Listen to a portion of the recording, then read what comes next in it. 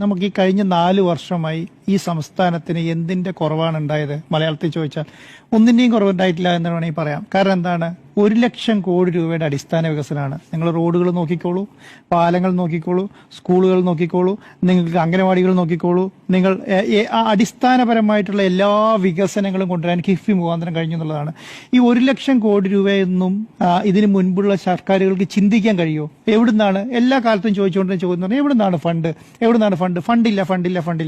പക്ഷേ ഈ ഫണ്ട് എങ്ങനെയാണ് 1 ലക്ഷം കോടി കിഫ്ബിക്ക് കൊണ്ടുവരാൻ കഴിഞ്ഞു എന്നുള്ളത്? 1 ലക്ഷം കോടി അടിസ്ഥാനപരമായി വികസനം. ഒരു നാടിന്റെ വികസനം എന്ന് പറഞ്ഞാൽ അടിസ്ഥാന വികസനമാണ്. അടിത്തട്ടിൽ നിന്ന് വികസനം വരണം. അതുകൊണ്ടാണ് നമുക്ക് നോക്കിയോളൂ, മലയോര ഹൈവേകൾ എങ്ങനെയാണ് വന്നത്, ഗ്രാമീണ റോഡുകൾ എങ്ങനെയാണ് നന്നായത്, ഇതെല്ലാം നന്നായത് എന്ന് പറയുന്നത് ഈ അടിസ്ഥാന വികസനം കൊണ്ടാണ്. നമ്മുടെ ടൂറിസം കേന്ദ്രങ്ങളെല്ലാം നിങ്ങൾ നോക്കിക്കോളൂ, ടൂറിസം കേന്ദ്രങ്ങളെല്ലാം വികസിച്ചില്ലേ?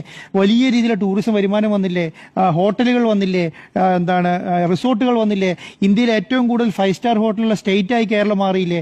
ഈ രീതിയിൽ ടൂറിസത്തിന്റെ ഭാഗത്തുനിന്ന് വലിയ രീതിയിലുള്ള മാറ്റം വരുത്താൻ കഴിഞ്ഞു എന്നുള്ളതാണ്. കഴിഞ്ഞ 9 വർഷങ്ങളായിട്ട് നിങ്ങൾ എവിടെയെങ്കിലും പവർ കട്ട് കണ്ടോ? നമ്മൾ കറണ്ട് പോവുക വരിക നിങ്ങൾ ചിന്തിക്കാൻ പറ്റുമോ? ഈ കഴിഞ്ഞ എല്ലാവരും പറയുന്നത് പോലെ തന്നെ 9 വയസ്സായ ഒരു കുട്ടീനോട് പവർ കട്ട് എന്താണെന്ന് ചോദിച്ചാൽ അറിയില്ലാത്ത അവസ്ഥയിലേക്ക് കൊണ്ട് കേരളത്തിന് അവർക്ക് എന്താണെന്നൊക്കെ അറിയില്ല.